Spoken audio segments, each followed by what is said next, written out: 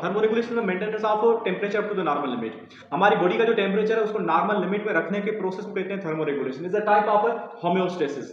What is homeostasis? Homeostasis एक ऐसा condition है, सो फिनोमिना है, उसके अंदर जो है ऑर्गेनिजम्स अपने अंदर जो भी चीजें हैं, जो भी सॉल्यूट कंसंट्रेशन, टेम्परेचर वगैरह, जो भी इंटरनल एनवायरनमेंट है उसका, जो भी इंटरनल एनवायरनमेंट है उसको मेंटेन किया जाता है, उसको कहते हैं होम्योस्टेसिस। अब होम्योस्टेसिस के तीन एस्पेक्ट्स होते हैं, thermo regulation, osmo regulation and third one is excretion. तो आज हम पढ़ेंगे कि स्किन के अंदर थर्मो रेगुलेशन करने की क्या क्या खुसूसियात हैं, मतलब टेम्परेचर को मेंटेन करने में स्किन का किसे काम है। वैसे हमारे बॉडी के मेटाबॉलिक सिस्टम का अलग से काम होता है, जैसे कि गर्मियों के अंदर जो हम ऐसी इतनी गर्म चीजें नहीं खाते, ठंडी चीजें खाते हैं ताकि हमारी बॉडी कूल रहे, और सर्दियों के अंदर हम गर्म चीजें खाते हैं, एग्स वगैरह खाते हैं ताकि हमारी बॉडी के अंदर मेटाबॉलिक रेट बढ़े और हमारे अंदर जो है हीट जनरेट हो।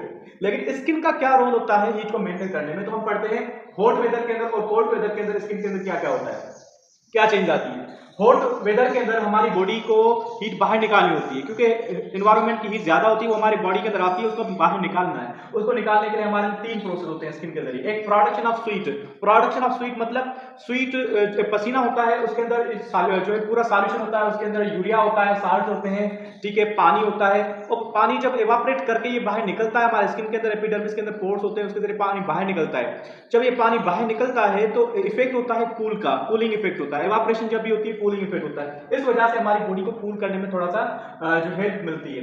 दूसरा है laying down of hairs of skin. Skin का ले डाउन होना मतलब हॉरिजॉन्टल हो जाना, वर्टिकल नहीं होना। गर्मियों के अंदर हमारे जो होते हैं स्किन के हेयर्स जो होते हैं वो हॉरिजॉन्टली हो जाते हैं ताकि हीट को ट्रैप ना करें। अगर सीधे होंगे तो हीट को ट्रैप करेंगे, तो इसलिए ले डाउन हो जाते हैं। इरेक्टर फ्लाई मसल होती है जो रिलैक्स हो जाती है, इसकी वजह से ले डाउन हो जाते हैं और स्किन में हीट जो है जज़ब नहीं होती, हीट में बाहर जाती है। दूसरा vasodilation. What is vasodilation? वेसो means vessel, dilation मतलब डायलेट मींस रिलैक्स करना। ब्लड वेसल जो होती है गर्मियों के अंदर जो डायलेट हो जाती है, मतलब उसका डायमीटर बड़ा होता है, जितना बड़ा होगा तो स्किन के करीब आएगा, सरफेस के करीब, जितना सरफेस के करीब आएगा उतना जो है हीट को लॉस करने के चांसेस बढ़ेंगे। तो हमारी ब्लड के अंदर हीट होती है, उसको बाहर निकालने का ये तरीका है। अब है कोल्ड वेदर के अंदर। कोल्ड वेदर के इसका उलट करो, जो है गर्मी में सर्दियों के अंदर जो स्वीट ग्लैंड्स इनएक्टिव हो जाते हैं, पसीने को नहीं निकालते। Erection of hairs of skin. Skin जो है उसके हेयर जो इरेक्ट हो जाते हैं, इरेक्टर फ्लाई जो है मसल कॉन्टेक्ट करती है, जो है फॉलिकल्स के अंदर होती है, वो उसको जो है वर्टिकल पोजीशन में ले जाती है। इसकी वजह से क्या होता है, जो हेयर के अंदर हवा के अंदर जो हीट होती है वो भी ट्रैप होती है, और हमारी बॉडी से जो निकलने वाली जो हीट है वो भी ट्रैप हो जाती है, जल्दी बाहर नहीं निकलती।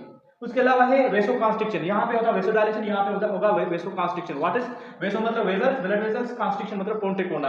ब्लड वेसल्स फॉर सपोज जो है पहले इतनी बड़ी होती है, इतनी बड़ी इसकी जो है डायमीटर है, गर्मियों के अंदर तो सर्दियों के अंदर इतनी डायमीटर हो जाती है, तो इतना जो है सरफेस से दूर हो गई तो हीट को लॉस करने के चांसेस भी कम हो जाएंगे।